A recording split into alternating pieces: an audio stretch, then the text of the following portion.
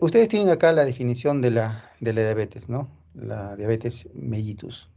Sí, también supongo que tienen que saber que es un problema de salud pública importante y que se considera que es una de las cuatro enfermedades no transmisibles más prevalentes, ¿no? Tanto el número de casos como la prevalencia de diabetes han aumentado progresivamente en los últimos años. Eh, Se calcula que 422 millones de adultos tenían diabetes en el 2014, a comparación de 108 millones que tenían diabetes en los 80. Desde el año de la década de los 80, la prevalencia mundial de la diabetes ha ascendido a casi el doble, del 4,7% al 8,5% en la población adulta. Esto corresponde con un aumento de los factores de riesgo, tales como el sobrepeso y la obesidad. En el último decenio, la prevalencia de diabetes ha aumentado con más rapidez en los países de ingresos medianos que en los países con ingresos altos. Ah, el 10% de la población de Estados Unidos vive con diabetes y aproximadamente 2 millones de estadounidenses son diagnosticados con diabetes cada año. Se proyecta que para el 2050, uno de cada tres adultos estadounidenses, estadounidenses tendrán diabetes mellitus, ¿no? La tercera parte de la población. Yo había presentado en alguna exposición esta diapositiva donde demostraba la prevalencia de lo que se llama, que es un término que es controversial, intolerancia a la glucosa. ¿Por qué digo que es controversial? Porque se ha utilizado por muchos años este término, intolerancia a la glucosa. Am, la Asociación Americana de Diabetes no considera el término, puede ser que eh, comparta algunas definiciones, pero no considera el término de intolerancia, pero sí considera el término de prediabetes. Entonces, lo, lo que tienen que ustedes saber es que existen criterios para diagnosticar claramente a un paciente que tenga prediabetes, así como diagnosticar a un paciente que tenga diabetes. Pero no existen criterios claros establecidos o aceptados en forma unánime por todas las sociedades, especialmente la Asociación Americana de Diabetes, para el diagnóstico de intolerancia o para el diagnóstico de la resistencia a la insulina. Entonces, en algún momento, mm, hace ya varios años, se empezó a utilizar el nivel de insulina y empezaron a hacer el diagnóstico de lo que llamaban hiperinsulinismo, ¿no? Y empezaron a dosar niveles de insulina y de acuerdo al cada laboratorio se consideraba un nivel más o menos sobre el cual se hablaba de este término de hiperinsulinismo, ¿no? ¿Cuál es el problema de eso? ¿Por qué yo no estoy de acuerdo con eso? Y no solamente reitero, no es una opinión, sino que reitero que no las sociedades científicas principales, me baso básicamente en la ADA, no menciona el término, no habla sobre hiperinsulinismo, ¿no? Porque no existen criterios establecidos, no se han hecho un estudio en poblaciones homogéneas para definir encima de cuál el valor de insulina se habla es considerado elevado, ¿no?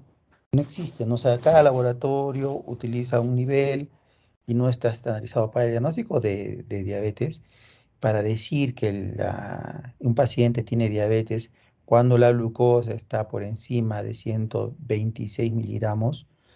Se ha tenido que hacer estudios en múltiples en lugares, en múltiples, en miles de pacientes y en diferentes regiones, ¿no?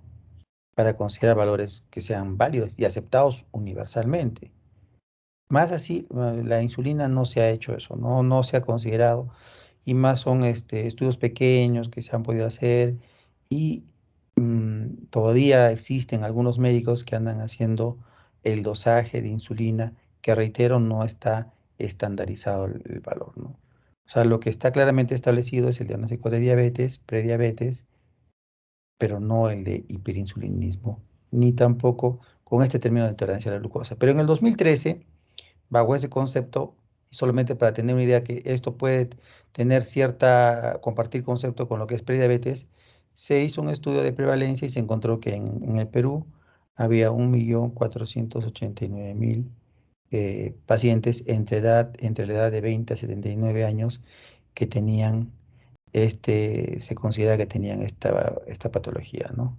Que podemos decir que ahora tendría el nombre de prediabetes, ¿no? Que vamos a ver ahorita justamente los criterios de diagnóstico para eso.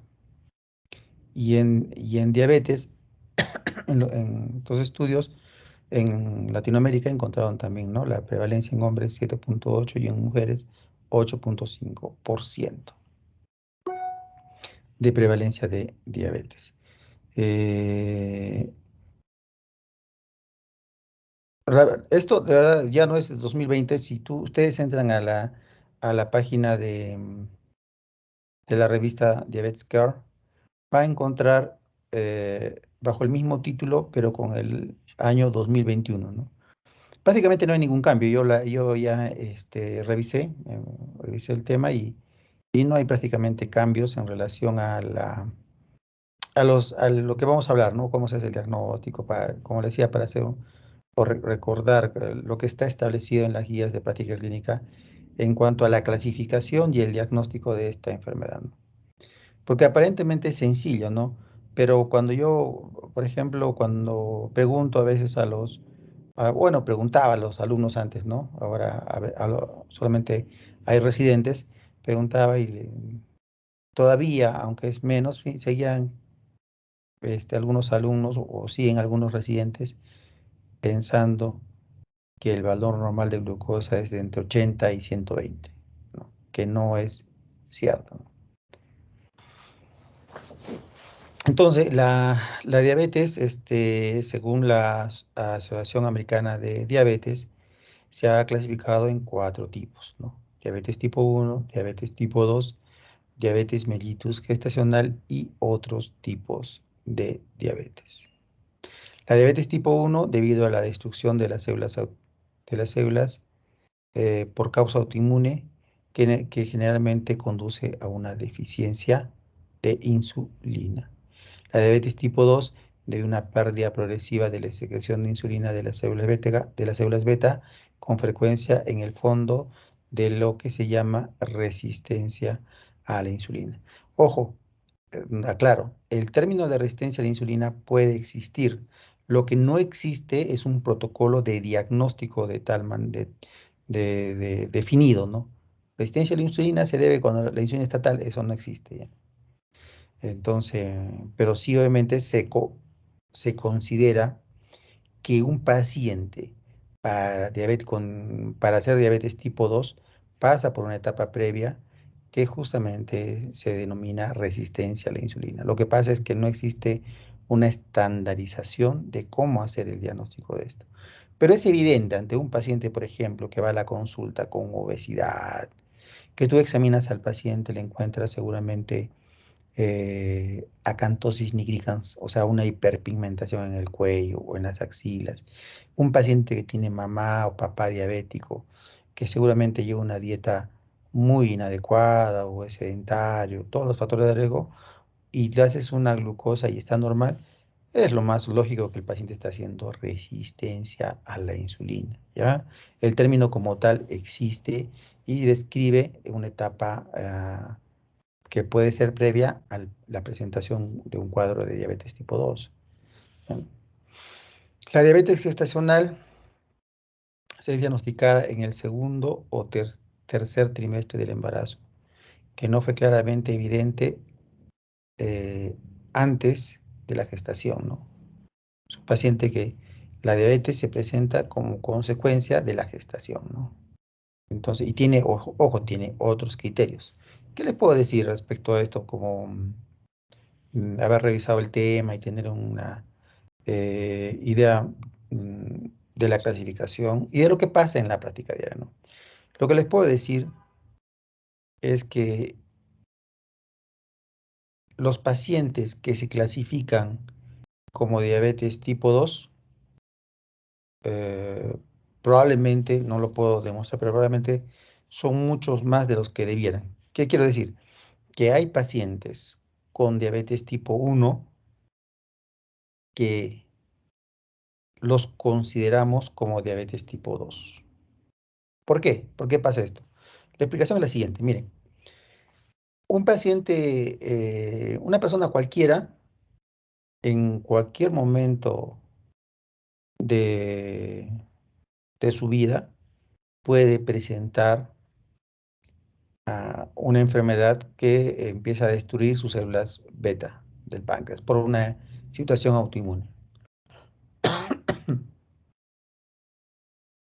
Si tienes una población donde, según algunos estudios, el 30% tiene sobrepeso, o sea, esta destrucción autoinmune puede darse en el contexto de un paciente delgado o en un contexto de un paciente con sobrepeso o con obesidad. O sea, puede darse en ambos contextos. Pero cuando se da en un paciente que tiene obesidad, generalmente el paciente ya es catalogado como diabetes tipo 2 por lo mismo, ¿no? Porque se piensa que la obesidad puede haber sido la causa de la diabetes, todo eso, ¿no? Pero ¿dónde va o bajo qué criterios o aspectos me baso en que hay varios pacientes catalogados como diabetes 2 y son tipo 1? Primero, estos pacientes, lo que yo he visto al menos, no tienen familiares con diabetes. Mamá, papá no tienen diabetes. Es un punto que no es absoluto, pero va hacia el diabético tipo 1.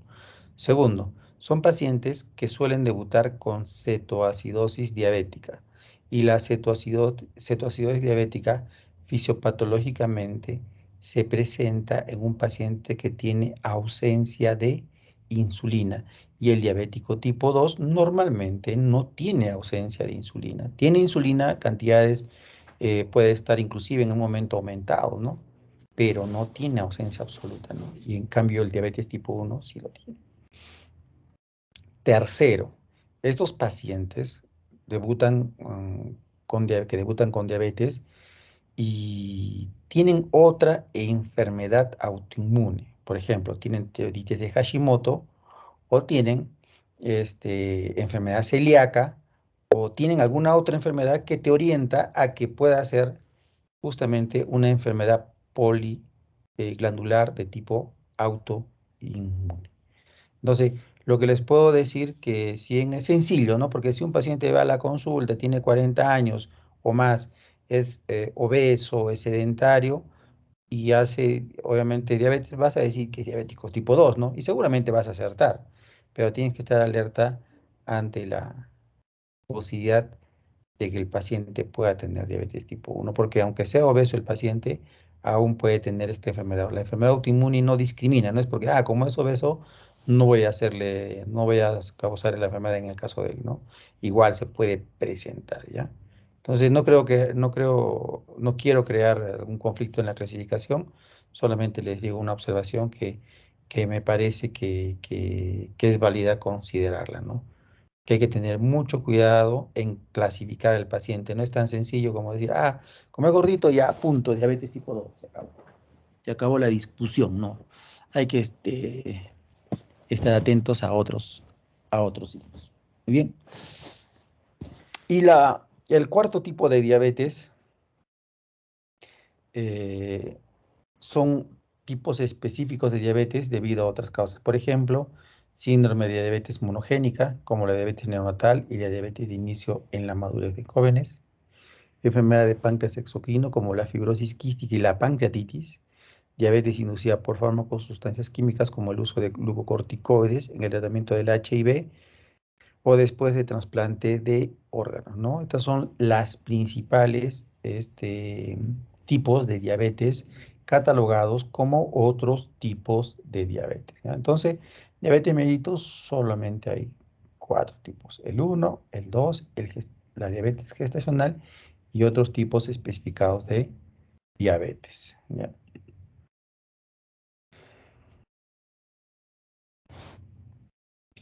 ¿Cuándo realizar pruebas de diabetes o de prediabetes?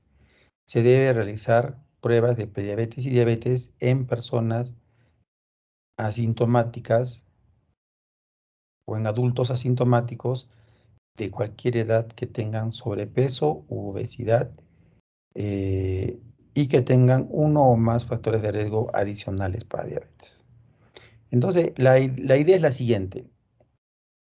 Si ustedes se preguntaran a qué persona yo le voy a pedir o le voy a descartar diabetes, la respuesta es prácticamente a todos. Por la siguiente razón: la ADA recomienda que se debe hacer en adultos que tienen IMC de 23 para asiáticos y americanos y de 25 para otras razas. Entonces, como nosotros estamos acá, nosotros, los peruanos, todos los peruanos adultos que tengan un IMC mayor o igual a 23 y que tengan un factor de riesgo adicional, deberían hacerse diagnóstico desde descarte de diabetes. Entonces, la pregunta sería: ¿y cuál es ese factor adicional que debe tener para considerar si, por ejemplo, ustedes, que son adultos, deberían haberse hecho o no el descarte de diabetes o de prediabetes? Entonces, ¿cuáles son los siguientes, no?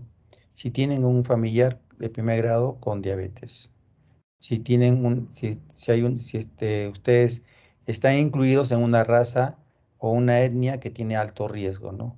Por ejemplo, americano, latino, americanos nativos, americanos asiáticos o pobladores de la isla del Pacífico. Entonces, obviamente nosotros, este, estamos incluidos en una raza de alto riesgo. Por lo tanto, podemos afirmar que todo paciente eh, poblador adulto del Perú que tenga un índice de masa corporal mayor a 23 tiene que hacerse el descarte de la diabetes y de la prediabetes. Y hay un punto, ¿no? Dice asintomático. Significa que de ninguna manera, en ninguna parte, se recomienda esperar síntomas para el descarte de diabetes. De ningún modo ustedes pueden decir: a ver, si tiene síntomas poliuria, polidice, no, no tengo. Ah, ya, entonces no necesita, ¿no? Si hacen eso, están haciéndole un daño al paciente. ¿Por qué? Porque, como vamos a ver más adelante, para el diagnóstico de diabetes, basta que la glucosa esté más de 125, o mejor dicho, de 126 hacia adelante en ayunas. O sea, si un paciente tiene 127, 28, 29, 30, 31, en la mañana en ayunas, el paciente ya tiene diabetes y con esa glucosa no va a tener ningún síntoma. Entonces, alguien de ustedes se preguntará: ¿y entonces significa que con un valor de glucosa de 128, 29, 30 ya puede haber daño? La respuesta es sí, ya puede haber daño. De hecho, cuando una persona es diagnosticada de diabetes, muchas veces el paciente ha tenido años de enfermedad y no se ha dado cuenta, ¿no? Eso sucede sobre todo en gente que justamente no piensa que tiene que tener síntomas para hacerse. Como no tengo síntomas, existe una idea equivocada, ¿no? Que es: ah, mis heridas se sanan rápido y entonces no, no tengo diabetes, ¿no? Muchas veces pasa eso, no sé de dónde han sacado la gente esa idea, ¿no? Pero es una idea muy generalizada, ¿no? Señor, le voy a hacer unos estudios para descartar diabetes. No, pues yo no tengo, ¿ah? ¿Y por qué me dice eso? Porque la vez pasada me he hecho una herida y se me ha sanado rápido, ¿no? Entonces, no se tiene que considerar si el paciente tiene eh, síntomas para el diagnóstico, ¿no? Y acá también ustedes pueden encontrar algunos. Puede ser el caso de que no sea, o sea, que el paciente no tenga familia de diabetes. Puede darse el caso que el paciente no sea una raza, una etnia de alto riesgo. Puede ser el caso que el paciente no tenga historia de enfermedad cardiovascular.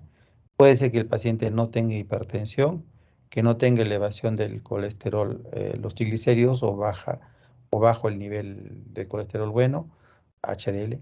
O sea, si no solamente podrían considerar que no requiere el descarte de diabetes si todo esto fuera negativo. Porque vamos a un punto acá, por ejemplo, tú puedes decir, no, pero yo tengo mi índice de masa corporal es 23 y yo no, pues soy raza, ¿no? Soy raza nórdica, digamos, ¿no? Ya, perfecto. Entonces, 22 de índice, no, no, pero haces actividad física. Si tú la pregunta es que no hace actividad física, también entras. Entonces, si se están dando cuentas, es casi todos van a entrar, ¿no? Todos van a ingresar, prácticamente. Y estos son los criterios de diabetes. Creo que, o sea, seguramente ya les he dicho alguna vez, seguramente alguna vez les he enseñado, les he dado la clase, ¿no? Y y estos son, ¿no? No cambian, ¿no? Y de repente va a pasar 10 años y no va a cambiar esto, ¿no? Entonces, es algo que ustedes tienen que aprenderse claramente. No puede haber dudas acá, ¿no? No puede entender, porque si estamos hablando de que el 10% o más de la población tiene diabetes, o sea, ustedes van a encontrarse con un paciente diabético en cualquier momento, un vecino, un familiar, un conocido, y van a encontrarse, si no es ahora, en la práctica más adelante, porque los pacientes que están internados por neumonía además tienen diabetes. El paciente que tiene infección urinaria también tiene diabetes. El paciente que se hospitaliza por insuficiencia cardíaca también tiene diabetes. El paciente que está hospitalizado con cirrosis también tiene diabetes. Entonces, la diabetes está por todos lados. O sea, tienen ustedes que saber cosas básicas de diabetes. La diabetes está en todo sitio, ¿no? En todo.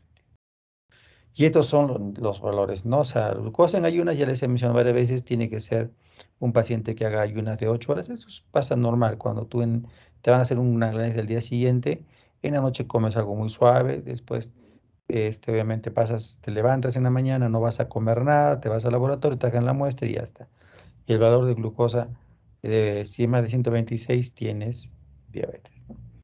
La otra, de dónde salió el término de intolerancia a la glucosa? Salió de esto, ¿no?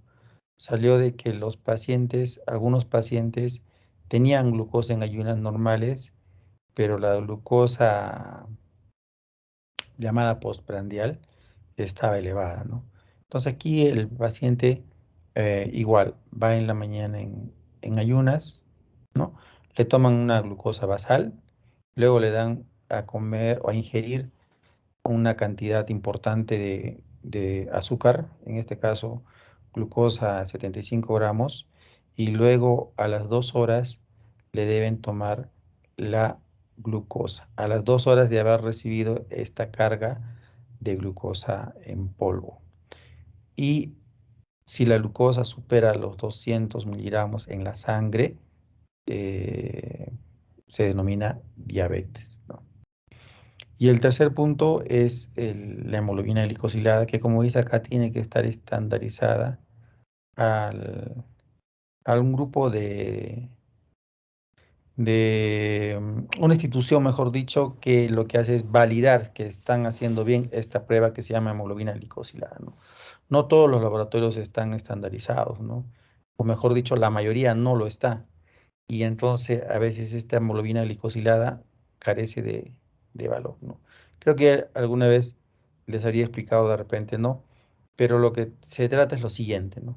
En un estudio que se realizó hace, no sé, 30 años, tal vez más, el DCCT es un estudio que por primera vez demostraron que los pacientes con diabetes, al disminuir la hemoglobina glicosilada, disminuía las complicaciones.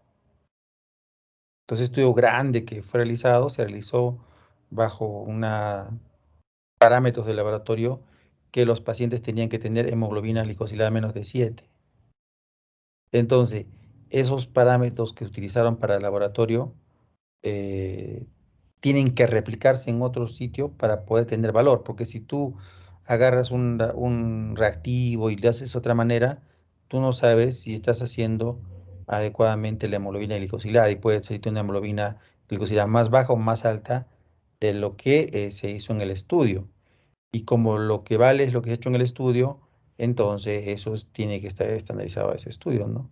Y probablemente también lo hagan por una situación económica, ¿no? Porque no creo que esta estandarización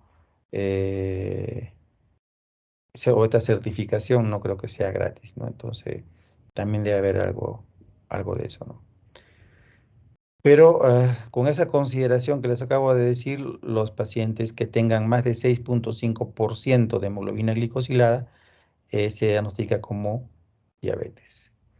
Y además, los pacientes eh, que tienen síntomas de diabetes clásicos como hiperglicemia o, por ejemplo, como poliuria, polidipsia, polifagia, y pérdida de peso, estos pacientes es suficiente una glucosa mayor a 200 en cualquier momento para hacer diagnóstico de diabetes, digamos, es decir, la cuarta forma, ¿no?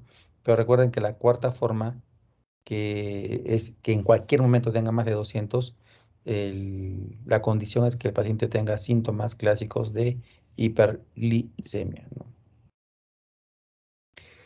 Y el término de prediabetes, ¿no? Aún alguna duda existe de que existe esta enfermedad, ¿no? La prediabetes. Hay críticos, ¿no? Que dicen que si es prediabetes, entonces no es diabetes, entonces no se hace nada, ¿no? Lo cierto, lo que quieren decir y lo que está ahora en la mayoría de em, patologías es lo que se llama prevención, ¿no es cierto? Para prevenir tienes que establecer criterios de que el paciente tenga riesgo o no los tenga. Entonces, por ejemplo, en falla cardíaca, haciendo un paralelismo, hay una clasificación de la AHA, del American Heart, que dice que un estadio A es un paciente que no tiene síntomas de falla cardíaca, tampoco tiene disminución de la fracción de eyección, simplemente es un paciente que tiene factores de riesgo para falla cardíaca, por ejemplo, hipertensión arterial. Y existe un esquema de recomendaciones para este tipo de pacientes, ¿ya? Igual, ¿no? Igual. En pacientes que tienen un nivel de glucosa que no llega a ser diabetes, pero que se puede considerar que está en riesgo de diabetes, ya se denomina prediabetes y se tienen que tomar una serie de medidas para evitar que el paciente haga diabetes, ¿no? Y inclusive hay una revisión reciente, no tiene mucho que ver con esto de repente, pero hay lo que se llama el premieloma, ¿no? O, o smoldering mieloma, que es un paciente que tiene eh, gamapatía monoclonal, pero no tiene células plasmáticas elevadas. Entonces, en varias patologías se está estableciendo esto del pre, ¿no? Del pre, que es un estado previo a la enfermedad, ¿no? Para tratar de controlar los factores de riesgo que puedan desencadenar la enfermedad, ¿no? Pero también dice acá, mira, como está escrito, no debe ser visto como una entidad clínica en sí, sino más bien como un mayor riesgo de diabetes o enfermedad cardiovascular. La diabetes está asociada con obesidad, especialmente abdominal u obesidad visceral, dislipidemia con alta tasa de triglicéridos, colesterol HDL bajo e hipertensión, ¿no? Recuerda que hace unos años empezaron a hablar mucho, que ahora ya hablan menos, de lo que era el síndrome metabólico, decían, ¿no? Síndrome metabólico. ¿Qué cosa era un paciente con síndrome metabólico? Es un paciente que tenía obesidad central, le medías el perímetro abdominal y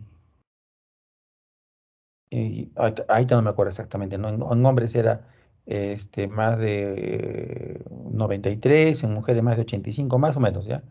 Si el paciente tenía esto y además la glucosa estaba en niveles de prediabetes y la presión estaba en niveles de prehipertensión, entonces era un paciente con síndrome metabólico. Ahí había que intervenir en estos pacientes porque estos pacientes al final desencadenaban en hipertensión, en infarto, ¿no? En diabetes, etcétera, en dislipidemias, etcétera, ¿no? Entonces, ahora ya no se habla tanto de eso, ¿no? Inclusive antes de alguna manera nos obligaban, ¿no? Me acuerdo que en la consulta nos hacían resaltar, ¿no? Los pacientes, primero que todos los pacientes teníamos que tomar perímetro abdominal y si cumplían los criterios había que ponerle un sticker a esos pacientes para que les hagan seguimiento y les hagan... Pero son cosas que salen, pues no salen, después se abandonan. Entonces, ¿cómo se diagnostica prediabetes? Se diagnostica prediabetes cuando la glucosa en ayunas esté entre 100 a 125. De aquí ustedes pueden inferir que la glucosa normal en ayunas debe ser menos de 100 miligramos, ¿ya? Menos de 100 miligramos. La, la glucosa a las 2 horas, después de una carga de 75 gramos de glucosa negra, debe ser para el diagnóstico de prediabetes entre 140 y 199. Igualmente, ustedes pueden concluir, seguramente en base a esto, que la glucosa postprandial a las 2 horas de haber recibido una carga de glucosa debe ser menos de 140. Y la hemoglobina glicosilada también se considera valores para prediabetes, se considera de 5,7 a 6,4, igual. Entonces ustedes pueden eh, considerar que un valor menor de 5,7 de hemoglobina glicosilada es considerado normal. ¿Mm? No sé si voy a hablar acá de diabetes, de hipoglicemia, pero tal vez cabe, aprovechando que de una vez estamos en este cuadro, ya sabemos los criterios de diagnóstico para diabetes, para prediabetes, y entonces yo les preguntaría, y entonces, ¿a partir de qué nivel de glucosa sería hipoglicemia? De paso que conversamos un poquito.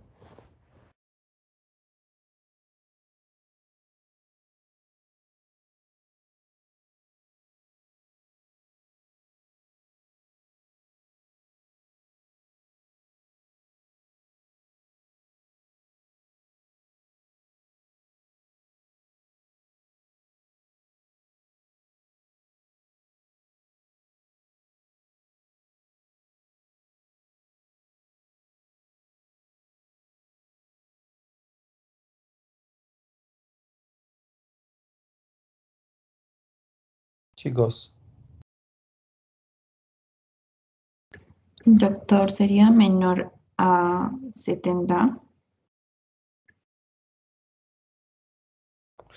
ya, Yanela me dice menos de 70 el valor para hablar de hipoglicemia. O sea, si va un paciente, Yanela, con 65 de glucosa, ¿tú considerarías que está haciendo hipoglicemia? A ver, ¿alguien más?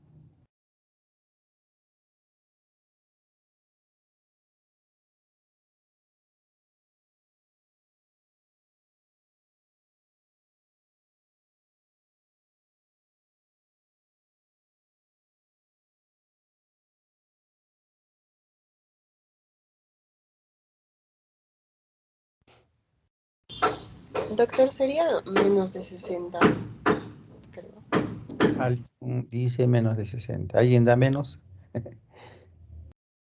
¿Quién da menos?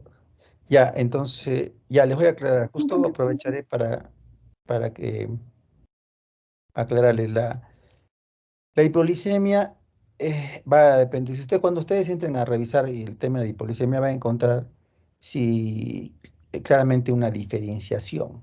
Si están hablando de un paciente diabético o están hablando de un paciente no diabético. Entonces, la hipoglicemia en el no diabético e hipoglicemia en el diabético. ¿Ya? Para hipoglicemia en el diabético, la mayoría de la literatura le da la razón a Yanel, es decir, la glucosa debe ser menos de 70. Y para el paciente no diabético no existen parámetros claros establecidos. Hay literatura que habla menos de 55. Y como dijo Alison, seguramente en alguna literatura van a encontrar menos de 60. Lo cierto es que para ambos casos eh, se requiere una triada. ¿Alguien sabe cómo se llama?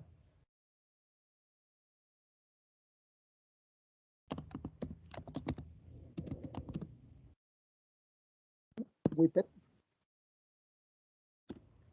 ¿Quién? Perdón, no escuché. El La triada Whipple. de Whipple. Ya de Whipple, Carmen. Muy bien, Carmen, ¿no? Sí. Ya. Sí, doctor. ¿Quién más me dijo? ¿Quién más habló? Luis. Luis. Sí. No se te escucha bien, Luis. Pero bueno, sí, tienes razón, la triada de Whipple. ¿Y qué consiste esta triada?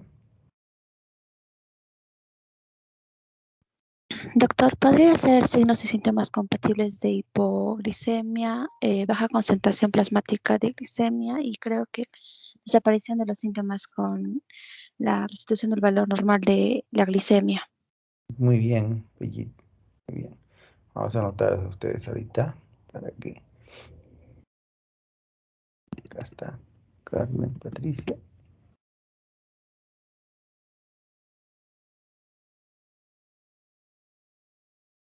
Brigitte.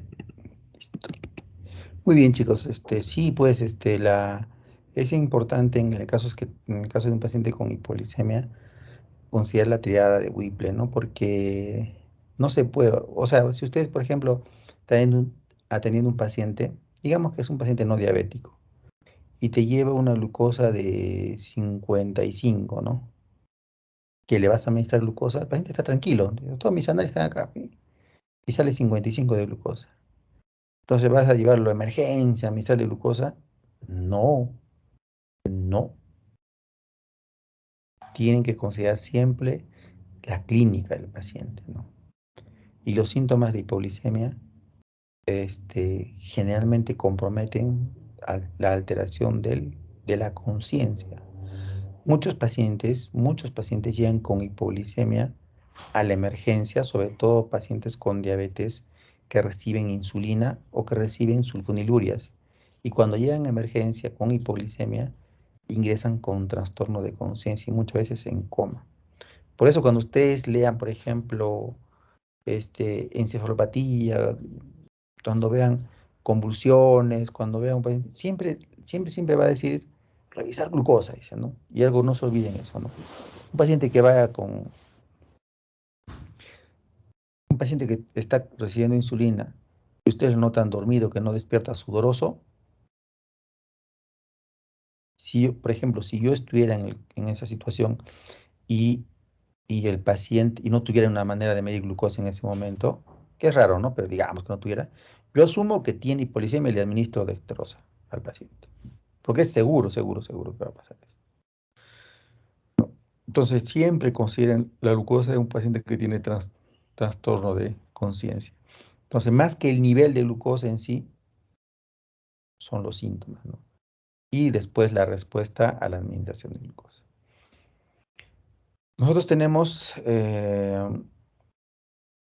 dextrosa al 33%. ¿Saben que hay dextrosa al 5%, no? Cuando tiene un paciente con hipoglicemia, le administramos al 33%. En la literatura ustedes van a encontrar dextrosa al 50%. No disponemos en el hospital, en el seguro, pero sí de 33, ¿no? La idea es administrar 20 gramos. 20 gramos. Cada ampolla de dextrosa 33 de 20 mililitros viene más o menos 6 gramos. 6,6 gramos. Tendrías que darle 3 ampollas de dextrosa 33 para corregir la hipoglicemia. Esto son los criterios de diagnóstico de diabetes gestacional, que ya les había adelantado que es diferente, ¿no? Entonces miren acá los valores.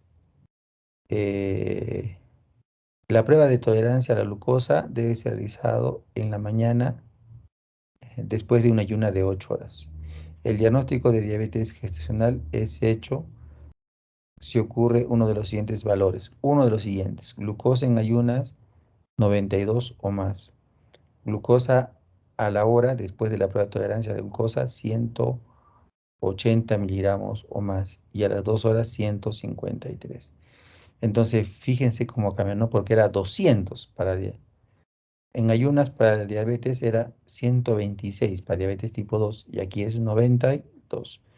Y para la prueba de tolerancia era mayor a 200 y aquí es 180 a la hora y 153 a las 2 horas. Cambio, ¿no? Y no sé si seguir con esto porque como no me he encargado tanto de diabetes, pero a ver, vamos a avanzar algo más.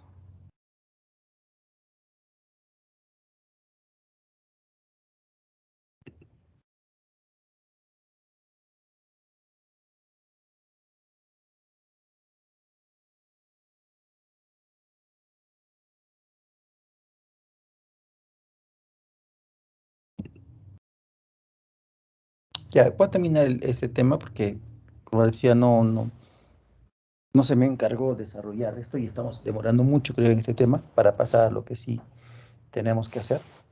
Pero quiero, con la idea de que ustedes que están haciendo semiología, que probablemente están todavía revisando mucho de, no sé si de fármaco, se han hecho o están por hacer, o solamente precisar unas ideas en el manejo de un paciente con diabetes, ¿ya? Conceptos que me parecen que deben tenerlos en cuenta. Un paciente que se diagnostica de diabetes tipo 2, de preferencia debe recibir como medicamento de primera línea metformina y cambios en el estilo de vida.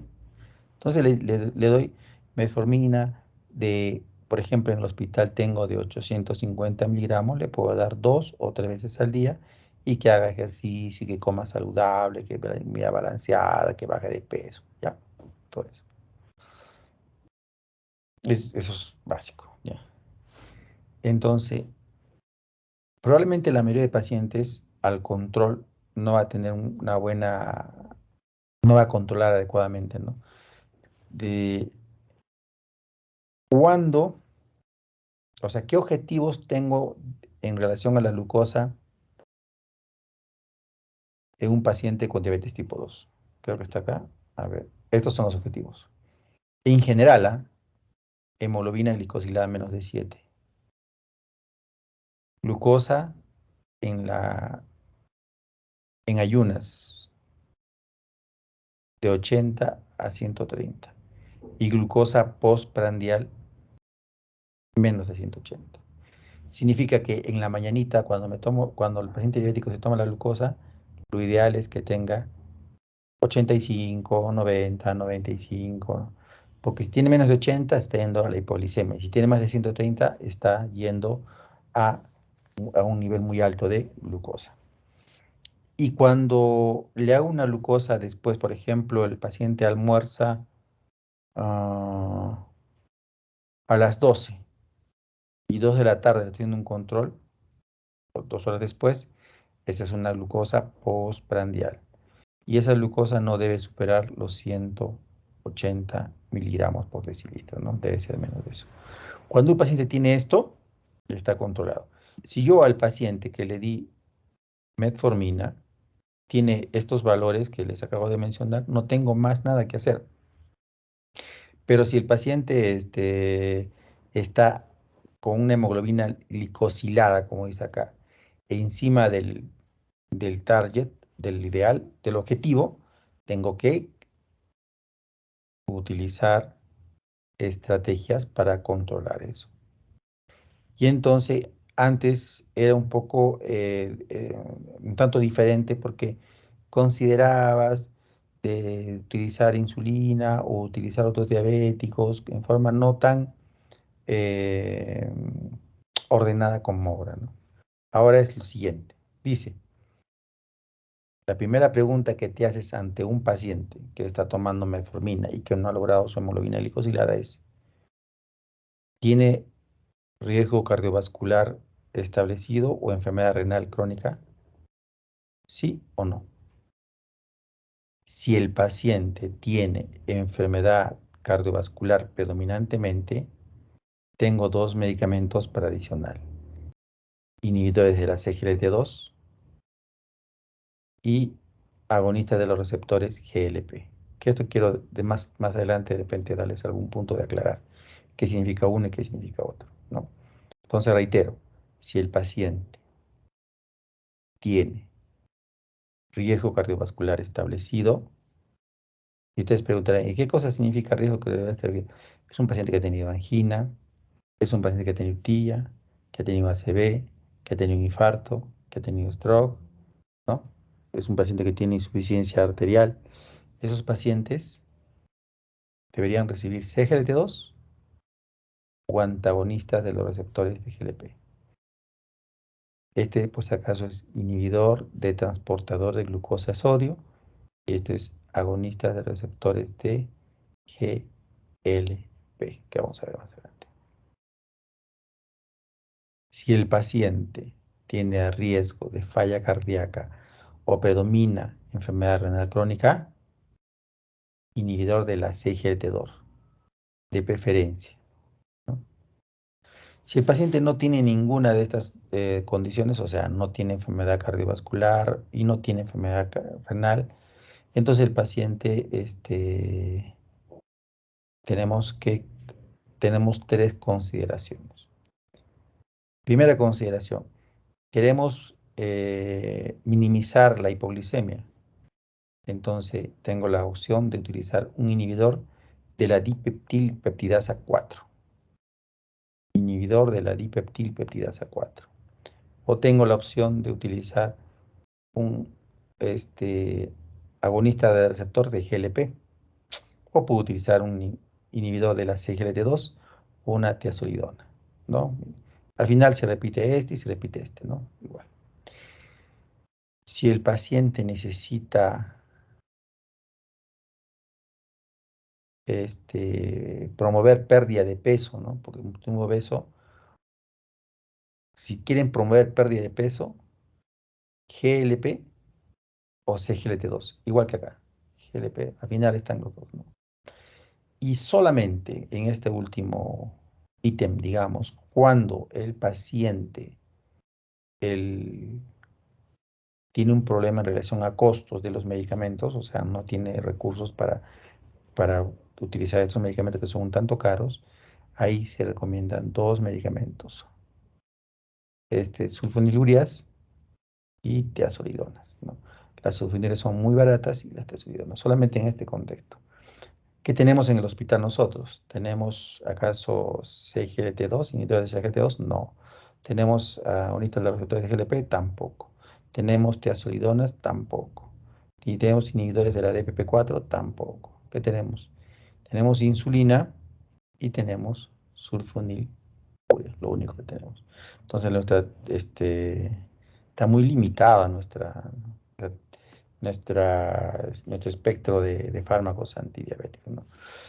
Los GLPs, todos los efectos que tienen, ¿no? A nivel cardíaco, protección, a nivel cerebral, neuroprotección, este, aumento del vaciamiento gástrico, ¿no? Aumenta la secreción de insulina, pues el GLP.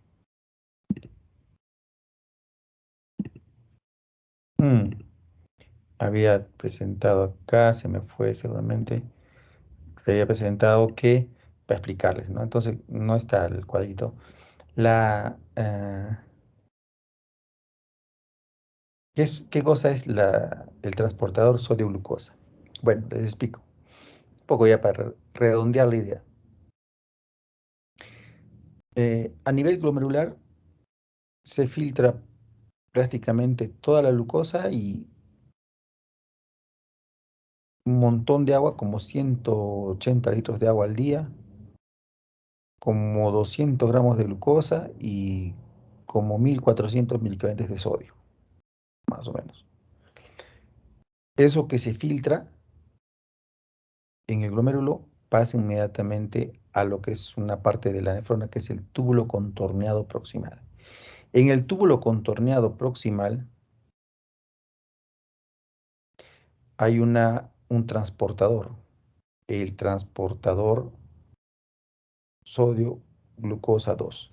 Este transportador reabsorbe el 90% de glucosa y de sodio.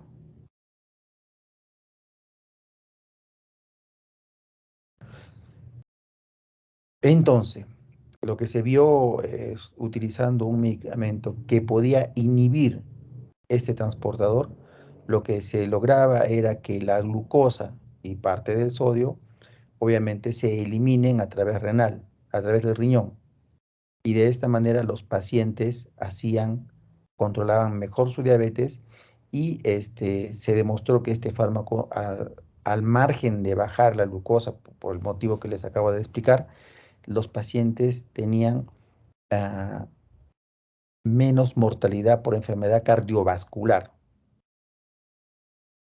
Por esa razón se empezaron a utilizar y están haciendo estudios ahorita en pacientes solamente con falla cardíaca, porque no solamente reduce la mortalidad, sino mejora el pronóstico en aquellos pacientes que tienen falla cardíaca. Por eso, si tienes un paciente con falla cardíaca y diabetes, el medicamento que se cae por su peso es los inhibidores de la CGLT2. Por otro lado, los péptidos similares al glucagón, GLP, tienen un montón de espectro de acción, ¿no? Beneficioso. Se secretan a nivel intestinal, pero tienen un problema. Se secretan y viven poco tiempo. Y son degradados por una enzima que es la dipeptilpeptidasa 4, con el fin de aumentar el efecto del GLP. Lo que se utiliza es inhibir esta enzima que lo degrada. Entonces se utilizan medicamentos que son inhibidores de la dipeptilpeptidasa 4 y entonces los GLPs tienen más tiempo de acción. Pero como otra estrategia de tratamiento se ha utilizado medicamentos que, que son análogos, o sea, que son moléculas parecidas al GLP y que actúan en sus mismos receptores, de tal manera que todos los efectos beneficiosos que ustedes ven acá se replican con este medicamento, especialmente la disminución del riesgo cardiovascular. Entonces, hay varios medicamentos que son agonistas de receptores. El único, inclusive no producen hipoglicemia, ¿no? Como la insulina. El único problema tal vez que se ha encontrado con esto es que son un tanto caros, ¿no? Porque inclusive la forma de administrar de alguno de ellos es muy cómoda, ¿no? Son inyecciones semanales. Entonces, tú tienes un paciente que diabetes, con una diabetes descontrolada, que tiene enfermedad cardiovascular, le puedes pasar a insulina y la insulina seguramente va a recibir 2 o 3 o 4 dosis al día. Eso significa que estar clavándose y estar atentos a, claro, no, difícil de salir de viaje porque la insulina tiene que estar refrigerada. O sea, un montón de problemas que puede generar, ¿no? Versus conseguir un solo medicamento que te administra, digamos, solamente los domingos o los sábados, qué sé yo, ¿no? Una vez a la semana. Y a diferencia de la insulina que produce hipoglicemia, estos no producen hipoglicemia, ¿no? No producen hipoglicemia. Muy bien. Creo que ahora va así. Si tienen alguna pregunta de esto que hemos conversado, que es una visión general de lo que es el tema de diabetes, hemos hablado de clasificación, de diagnóstico, hemos hablado un poco de tratamiento también y tratando de explicar cómo funcionan los medicamentos, ¿no? Y cuándo se deben indicar estos medicamentos. Si tienen alguna pregunta, voy a pasar al otro tema, ¿ya?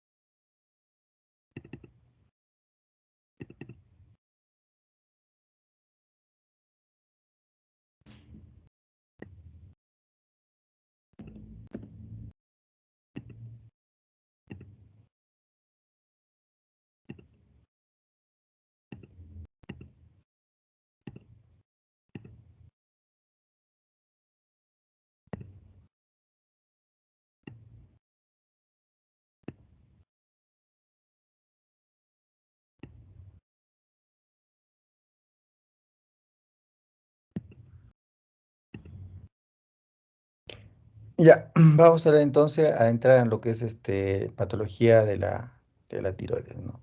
Y no podemos hablar de ello sin hablar de la regulación de la secreción de las hormonas tiroideas, ¿no?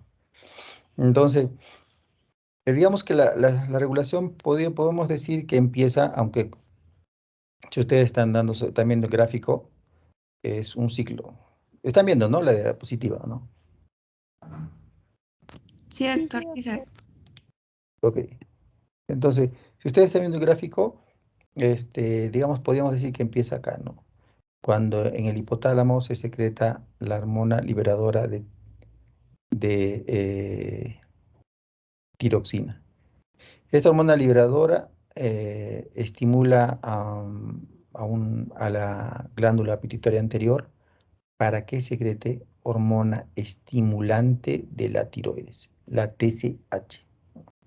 La TSH a su vez, a nivel de la glándula tiroides, estimula la producción de T3 y de T4.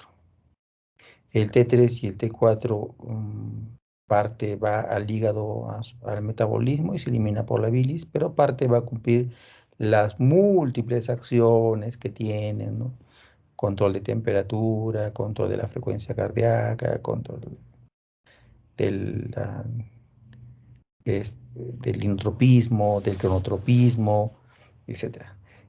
Luego de cumplir su acción, o sea, aparte de cumplir su acción, los niveles de T3 y de T4 a la vez tienen una acción inhibitoria sobre la glándula pituitaria anterior para bloquear o disminuir la secreción de TSH y también disminuir la secreción del hipotálamo de la TRH. Si sin embargo, ante un paciente que tuviera un problema en la glándula tiroides y, por ejemplo, una tiroiditis de Hashimoto, que puede llevar al paciente a un cuadro de que haya poca secreción de T3 y de T4, entonces, en el contexto de un paciente que tiene poca cantidad de T3 y de T4, se libera mayor cantidad de TRH y de TSH. Y eso es justamente lo que forma el diagnóstico de un paciente que tenga hipotiroidismo, que es muy común, ¿no? ¿Cómo ustedes laboratorialmente encuentran los niveles de TSH en un paciente con hipotiroidismo alto? ¿Cómo encuentran los niveles de T4 bajo, ¿no? Sobre todo lo que medimos es T4 libre, ¿no? T4 libre bajo y TSH alto, hipotiroidismo. ¿Qué pasaría por el contrario en un paciente que tenga una enfermedad de Graves-Basedow? Un paciente que tiene, por ejemplo, un, anticuerpos contra el receptor de TSH, la glándula crece, se vuelve grande, hiperfuncionante y empieza a liberar bastante hormona tiroidea. Y entonces, al liberar bastante hormona tiroidea, esta hormona que está aumentada en la sangre, en el torrente sanguíneo, inhibe la secreción de TRH e inhibe la secreción de TSH. Por lo tanto, cuando ustedes en sangre encuentren una TSH muy disminuida con una T4 libre muy elevada, están ante un cuadro de hipertiroidismo, ¿no? Por ejemplo, que les decía la enfermedad de Graves, ¿no? Entonces, este cuadrito explica por qué y cómo encuentran los diferentes valores en los pacientes con patología tiroidea. Entonces, algunos datos importantes, ¿no? La TSH o tirotropina es una hormona adeno-hipofisiaria que aumenta la secreción de T3 y T4 por la glándula tiroidea. La TSH, cómo aumenta esta liberación o esta secreción de T3 y T4? Porque eleva la proteólisis de la tiroglobulina, liberándose hormonas tiroideas a la sangre. 2.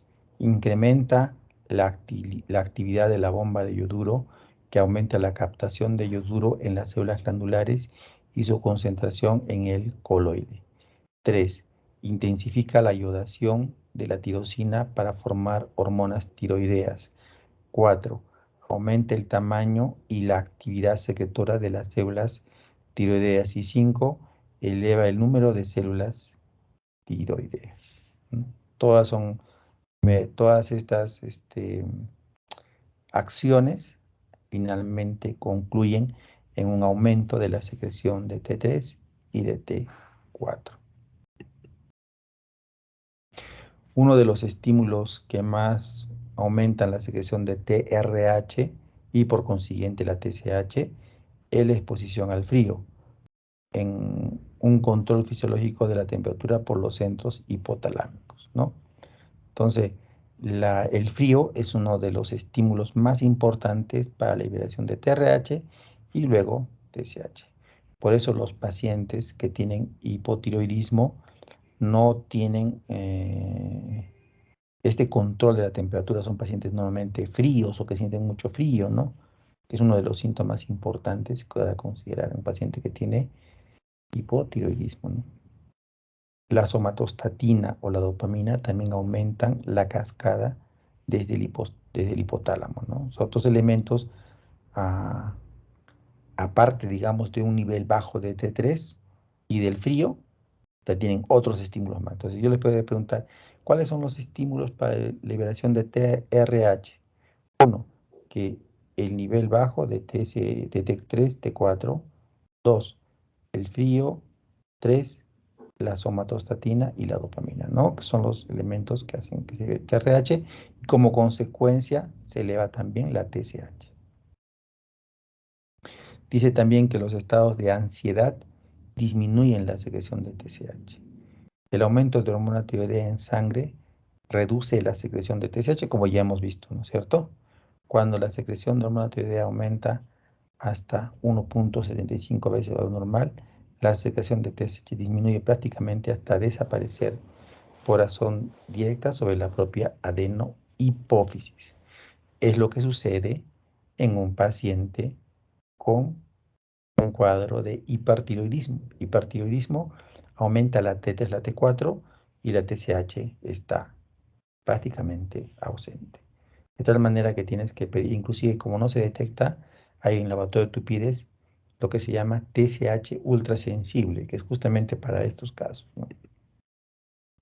Y acá tienen, ¿no? Somatostatina, dopamina, el frío, estimulan la TRH, que a su vez estimula la TSH, que a su vez estimula la T3 y la T4. La 3 y T4, como hemos dicho, tienen un feedback negativo sobre la TSH, pero también un feedback negativo sobre la TRH, ¿no? Es el control que existe. Sencillo realmente esto, ¿no? De entender. Mecanismo de acción de las hormonas tiroideas. Las hormonas tiroideas ejercen su acción tras su introducción en el interior de la célula. En los últimos años han sido clonados e identificados dos tipos distintos de receptores nucleares de las hormonas tiroideas, TRA, TRB, y codificadas por genes localizados respectivamente en los cromosomas 17 y 13. La unión de la T3 con estos receptores nucleares origina el complejo T3-TR, el cual a su vez funciona uniéndose a secuencias específicas de DNA o elementos de respuesta que se encuentran en zonas reguladoras de genes que responden a las hormonas tiroideas. La T3 controla la expresión de numerosos genes que a su vez regulan la síntesis de diversas proteínas. Además de este mecanismo central, la hormona tiroidea posee un efecto calorígeno y también su efecto primario sobre la membrana citoplasmática, regulando el flujo transcelular de sustratos y cationes, ¿no? Esa es la forma en cómo actúa, ¿no? A través de unos receptores, los TRA y TRB, formando complejos, ¿no? Que a su vez lo que hace es unirse a secuencias de DNA y de esa manera ejerce sus diferentes acciones, como vamos a ver a continuación, ¿no?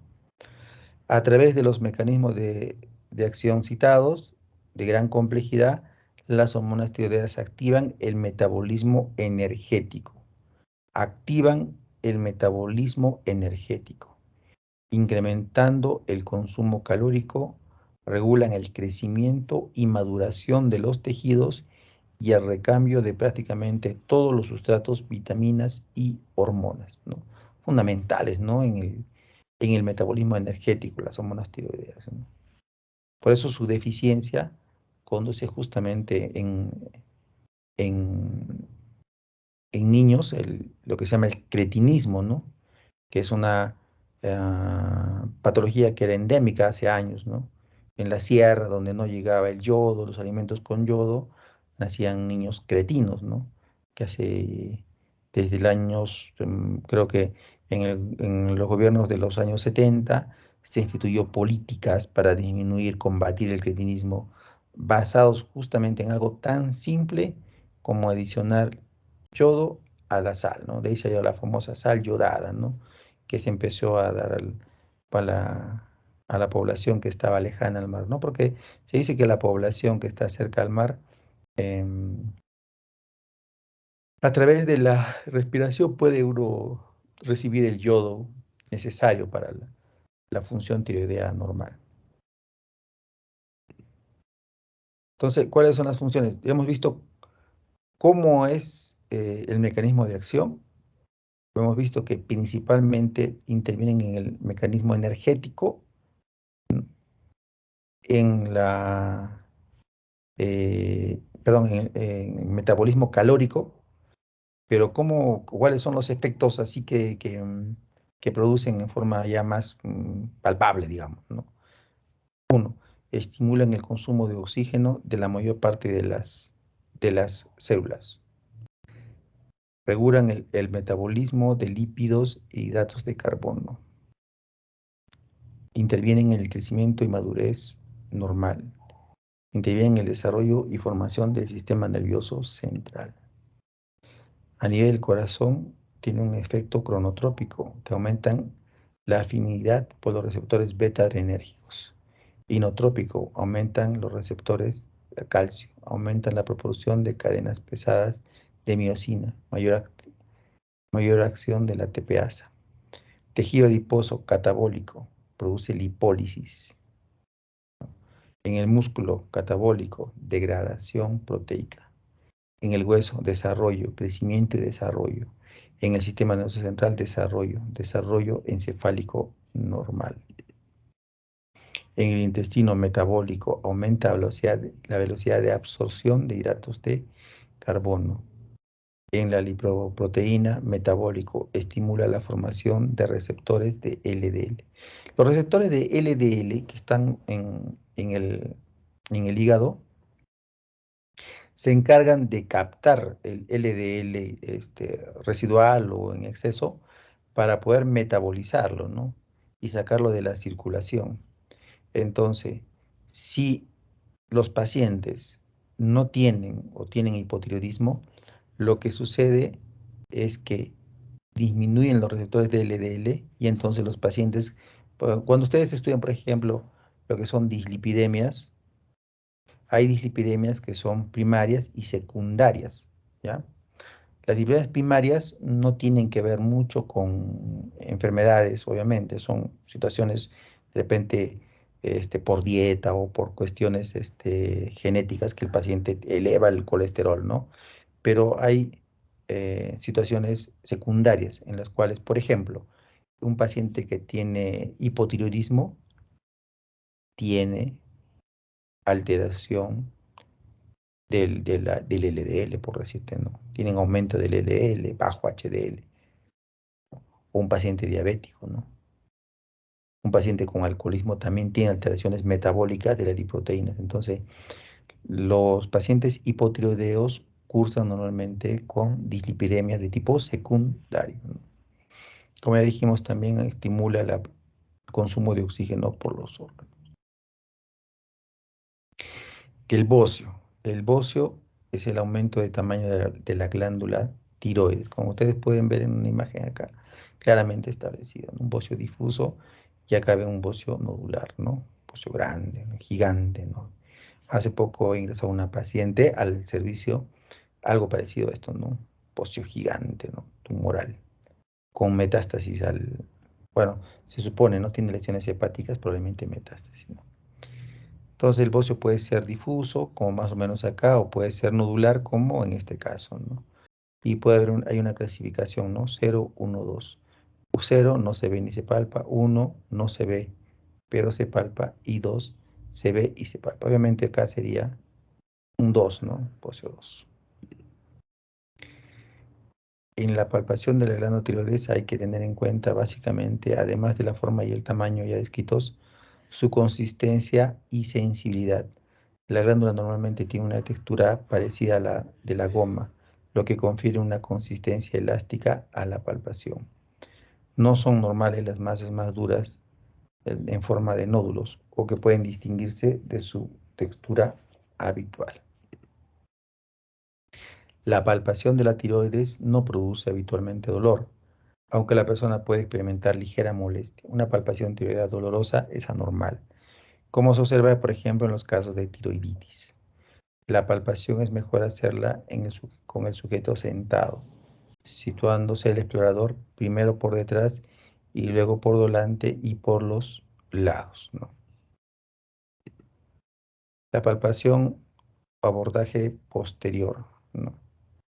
La palpación posterior de la tiroides, la persona, el examinador se localiza detrás de la persona. Esta debe estar sentada con el cuello ligeramente flexionado para relajar los músculos.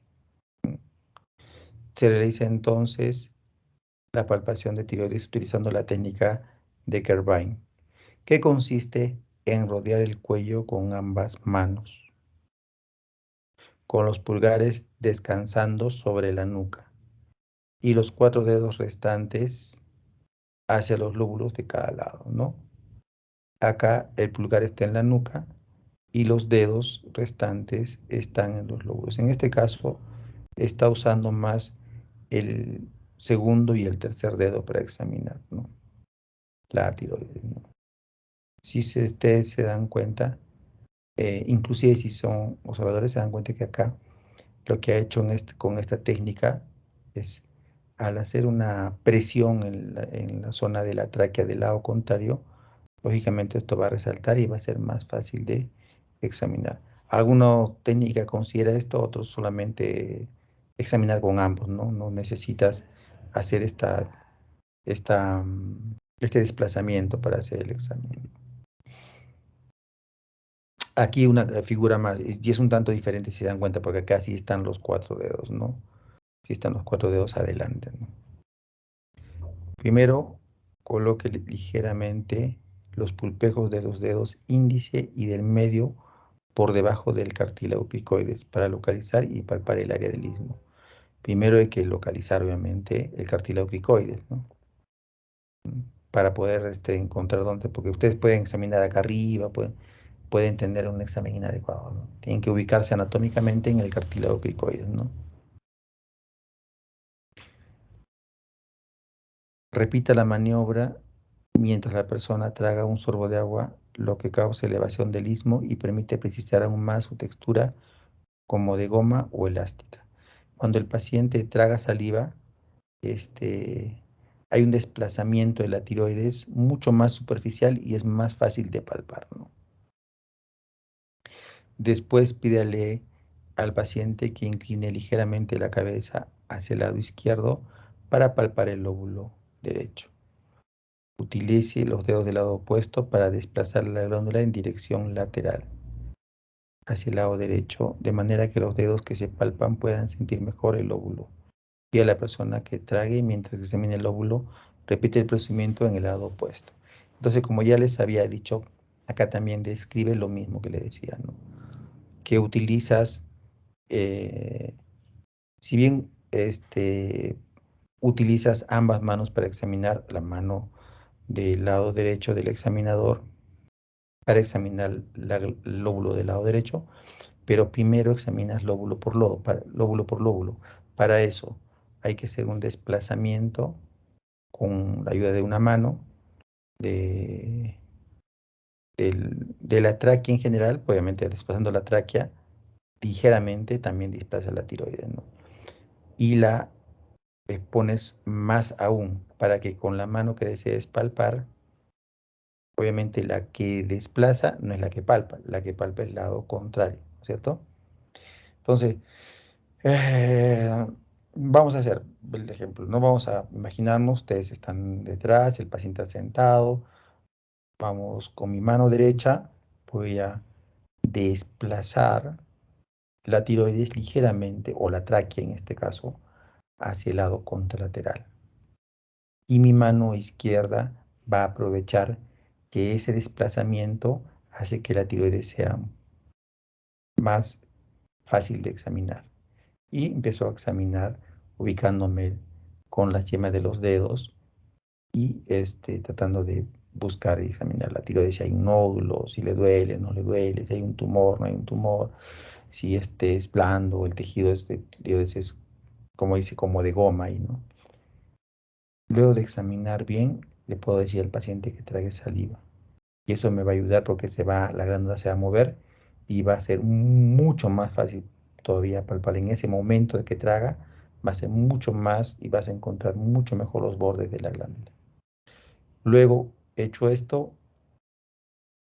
cambio de mano de alguna manera, es decir, y con la mano izquierda, entonces desplazo la tráquea discretamente hacia el otro lado y mi mano derecha empieza a palpar la tiroides. Y hago el mismo procedimiento. Busco los bordes, busco si hay nódulos, busco si le duele o no le duele, busco la textura de la glándula y luego de que esté bien ubicado mi manito que está ya palpando bien la tiroides, le digo al paciente que pase saliva o un sorbo de agua si es que puede, y al pasar eso va a encontrar seguramente, mucho más claramente va a encontrar la tiroides. La técnica de Carvine es la técnica más utilizada, ¿no? Y que tiene mucho más éxito en palpar la tiroides. El abordaje anterior, párese frente a la persona cuyo cuello debe estar relajado, pero ligeramente en extensión para exponer mejor la glándula subyacente. Ahora las manos se colocan alrededor del cuello, pero con los pulgares en el plano anterior, que son los que palpan. Palpe los lóbulos tiroideos utilizando las dos técnicas descritas a continuación. Palpación de los lóbulos por la técnica de Crail. Primero el lóbulo derecho, luego el lóbulo izquierdo. De frente al sujeto, el pulgar de cada mano palpa sucesivamente el lóbulo del lado opuesto en busca de nódulos, maniobra de Crail, como está en el gráfico, ¿no?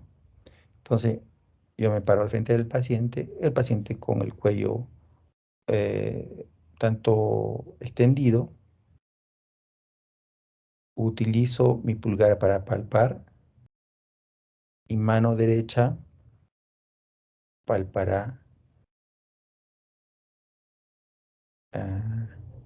el lóbulo del lado opuesto del paciente.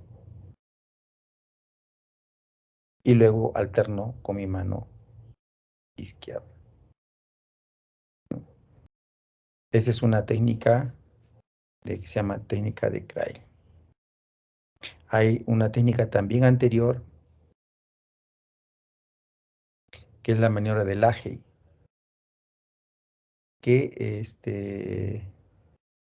se utiliza, es parecido al anterior, pero se utiliza, que si se coloca el pulpejo de del dedo pulgar contra la cara lateral de la tráquea superior, empujando hacia el lado opuesto, con lo que el lóbulo del lado, hacia el lado que se empuja, se exterioriza más hacia adelante y puede ser más accesible. Entonces, en el ejemplo que en la figura, para que ustedes se ubiquen, el pulgar de la mano derecha del examinador está desplazando la tráquea con la tiroides también incluido hacia el lado contralateral. Y entonces con mi mano izquierda empiezo a examinar la tiroides con el mismo pulgar, pero la diferencia de lo anterior, como les he dicho, es que esta mano ayuda al examinador, ¿no? Porque la desplaza, la vuelve más anterior a la tiroides.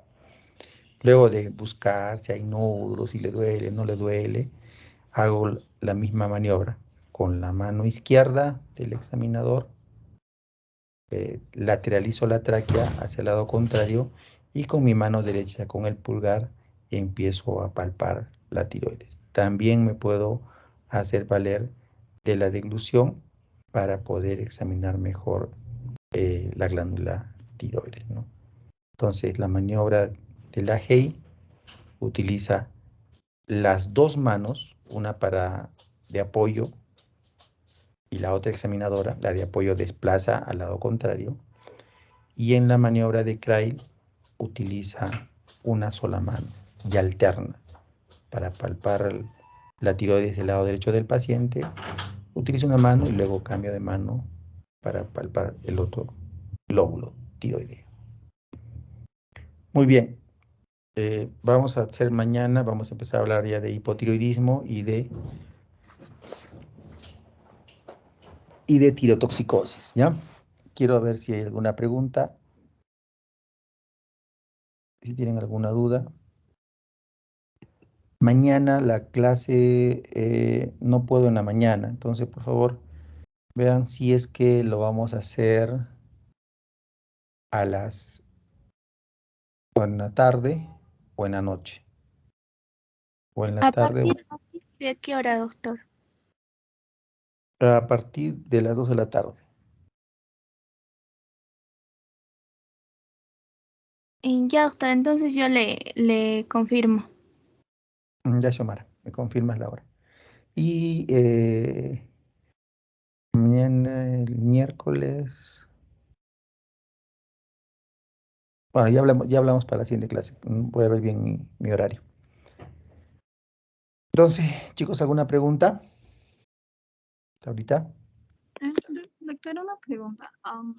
¿Cada cuánto tiempo, o sea, si una persona se hizo el examen de glucosa para descartar la prediabetes, ¿cada cuánto tiempo se lo tiene que hacer si sigue teniendo un IMC mayor a 23? Claro, Carmen, como en la ADA dice que si los análisis están normales, se debe repetir a los 3 años, dice, ¿no? Eso para mí es un poquito raro, ¿no? Porque, ¿por qué lo observo? ¿Por qué me parece a mí? Porque la idea es hacer un diagnóstico precoz de la diabetes, como ya hemos dicho, ¿no? El paciente tiene que estar asintomático.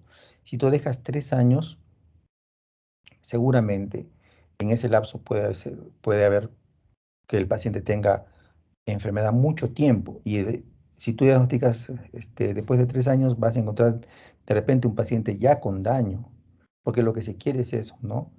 Hacer un diagnóstico precoz para inmediatamente empezar un tratamiento para disminuir riesgo, disminuir daño, disminuir lesiones.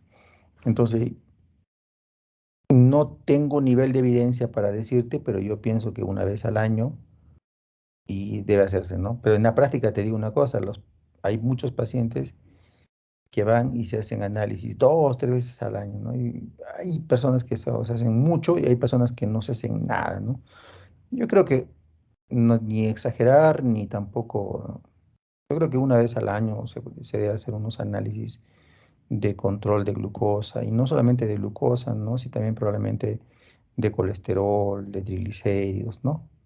De los análisis ¿para qué? Para que uno pueda prevenir, ¿no? Si tiene alguna enfermedad. Bueno, no he entrado en el tema todavía del hipotiroidismo, pero para el hipotiroidismo sí se recomienda, o sea, no hay un screen, no se recomienda un screen, digamos, por hacerlo por cualquiera, ¿no? Existe una creencia, ¿no? De que las personas que suben de peso, piensan que están mal de la tiroides, entre comillas, ¿no? Eso es lo que la gente cree, ¿no? Entonces, pacientes han subido, en la pandemia, por ejemplo, hay un montón de pacientes que han subido de peso porque no salen, no caminan, no tenía donde, los lugares estaban cerrados, etcétera. Y todo el mundo decía, no estará mal de la tiroides, pero no es, pues, no es problema de eso, es problema del sedentarismo, ¿no? Propio de la situación que se ha vivido. Entonces, no hay en tiroides, no hay, por ejemplo, que hay que hacerse una vez al año o cada 6 meses, ¿no? Sino hay que hacerse cuando el paciente tenga criterios clínicos, ¿no? Y no solamente esperar a que tenga, digamos, alteraciones del control de temperatura, ¿no?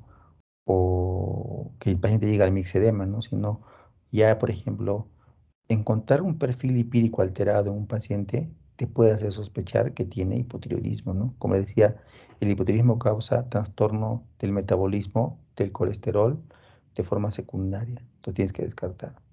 O, por ejemplo, aquellos pacientes que tienen túnel carpiano, alguna vez, tal vez por ahí les mencioné, el, el 5% de la población tiene túnel carpiano y muchos de ellos o tienen diabetes, o tienen prediabetes, o tienen hipotiroidismo. Entonces, por ahí también puedes buscarle y descartar también la enfermedad.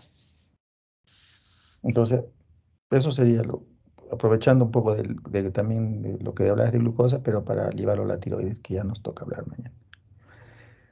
Doctor, una pregunta. Sí, Eh, mm, si tenemos una paciente con índice de masa corporal mayor a 23 y un factor adicional, sería o podría ser lo que es el síndrome de ovario poliquístico, que estaría relacionado a tener algún tipo de resistencia a insulina.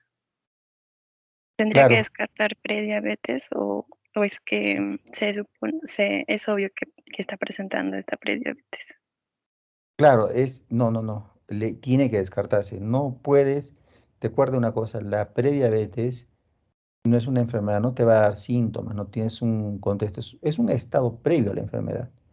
Entonces, un paciente que tiene ovario poliquístico, que tiene índice de masa corporal más de 23, que tiene algún otro factor de riesgo, tienes que hacerle descarte de diabetes. Estás obligada a hacer el descarte de prediabetes y de diabetes también. Lo mismo, o sea, ojo, cuando ustedes hacen descarte de diabetes y de prediabetes, es la misma población. O sea, porque tú buscas ambos. O sea, tú sería mejor, en otras palabras, sería mejor que en un paciente X le encuentres prediabetes para poder modificar y que el paciente no llegue a la diabetes, ¿no? Entonces el paciente le dirás, pues no, ya, ¿sabe qué? Está en riesgo de diabetes, la glucosa está en 120, no es normal, tiene usted que hacer esto para evitar que haga la enfermedad. Definitivamente el ejemplo que me has dicho, Melina, es un paciente para el descarte de diabetes y de prediabetes. No significa que tenga, significa que hay que hacerle el estudio. Está bien, doctor, gracias. Doctor, tengo una pregunta sobre el tema anterior. Digamos que llega un paciente que ha hecho ejercicio físico y no ha tomado desayuno y a la hora se va a trabajar, pero en el transcurso que va a su trabajo presenta sudoración, palidez, presenta mareos también, dolor de cabeza y no puede caminar muy bien. Debemos pensar que está sufriendo hipoglicemia o digamos, el paciente tiene también un antecedente en su familia de una ACV. ¿Debemos pensar en hipoglicemia o hacer más estudios?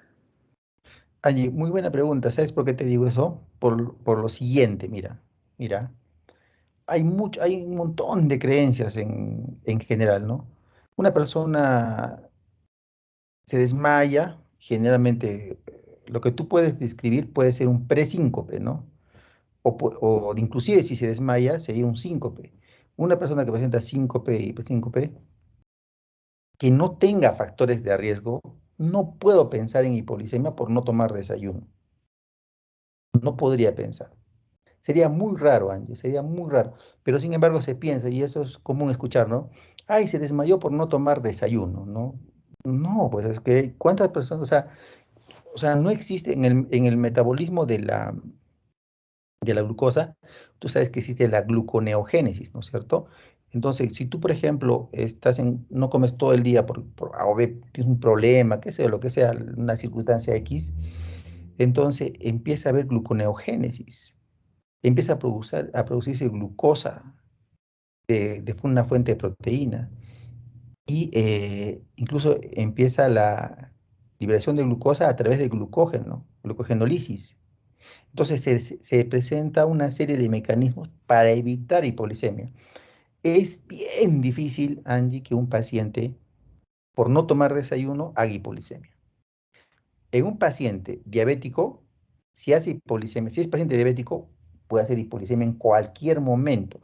No por tomar desayuno en sí mismo, sino por la insulina, por el medicamento que está recibiendo, la sulfoniluria, etcétera, ¿ya? Y tienes que estar siempre alerta a la hipoglicemia en un paciente diabético.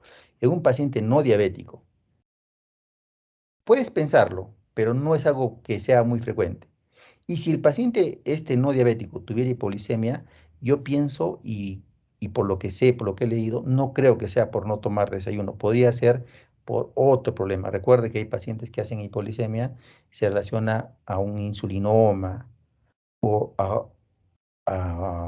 hay síndrome paraneoplásicos, ¿no? Otro tipo. Pero el enfoque de un paciente que siente que va a perder el conocimiento o que pierde conocimiento se denomina síncope o presíncope. Y la causa más frecuente es un problema vasovagal, ¿no?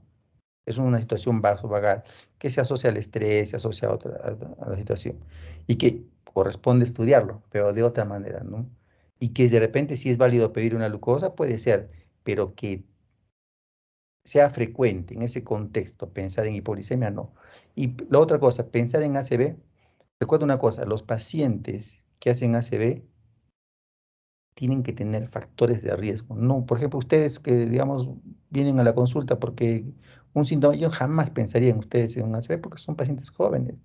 Todos ustedes no tienen, bueno, salvo que tengan alguna entidad, pero la mayoría de ustedes no creo que tengan ningún factor de riesgo de una enfermedad cardiovascular. ¿En quiénes piensas en un ACV? En un paciente que sea hipertenso, en un paciente que tenga diabetes, en un paciente que tenga colesterol elevado por mucho tiempo, ¿no? O en un paciente que tenga una arritmia cardíaca, una fibrilación auricular y que esta arritmia cardíaca no esté controlada, ¿no? En ese contexto yo pensaría en un ACV isquémico, pero no podría pensar en un ACV así en un paciente que no tenga ninguno de estos factores de riesgo. No pensaría tampoco. Ok, gracias, doctor. ¿Alguna otra pregunta, chicas? Chicos. Doctor, otra vez soy yo. Para el medidor, el glucómetro es certero para el descarte de la prediabetes o no. Carmen, no te escuché, perdóname, repíteme, por favor. Que si el glucómetro es una prueba certera o no, Ya, ya, certera. ya, ok. El glucómetro, ya, ahí también les aclaro unas cosas. El glucómetro no te sirve para el diagnóstico, porque cuando hemos leído ahí lo que dice la AGADA, dice glucosa en ayunas séricas, no sé, debe haber dicho algo así como eso, porque el glucómetro no sirve para hacer diagnóstico de diabetes.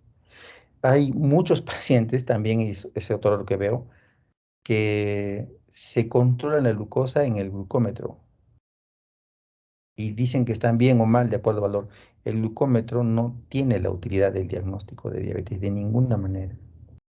Podría servir para hipoglicemia, no sirve para el diagnóstico de diabetes.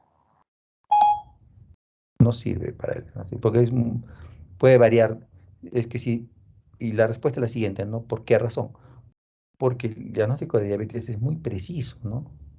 O sea, 126 ya es diabetes. Y el glucómetro te puede variar 10, 15, 20 milímetros de mercurio en relación a la glucosa plasmática. Entonces, ¿cómo hacer un diagnóstico con una herramienta que no es exacta? Es imposible, no se debía utilizar. Obviamente, siempre hay, ¿no? Alguien que puede decir, no, pero si la glucosa le sale, así, la glucosa le sale 400 a cualquier persona, un glucómetro, lo que sea, es diabetes, pues, ¿no? Pero yo no estoy hablando de esas circunstancias, estoy hablando de circunstancias en un paciente asintomático. Si el paciente está asintomático, en la que estás trabajando una posta, no tienes glucosa en sangre, el paciente viene poliuria, polidice, toma la glucosa, sale 400 o 300, tiene diabetes el paciente. No hay nada que hacer, ¿no? Sí, sí entienden, ¿no? Pero para un paciente asintomático que requiere estudio de descarte de diabetes y de prediabetes, no sirve. Muchas gracias, doctor. Chicas, ¿alguna pregunta más? O si no,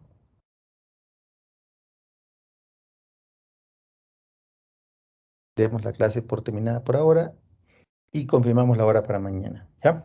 ¿Parece? Está bien, doctor. Ok. Hasta mañana, chicos. Cuídense. Hasta mañana, doctor. Hasta mañana. Hasta mañana. Hasta mañana. Chao.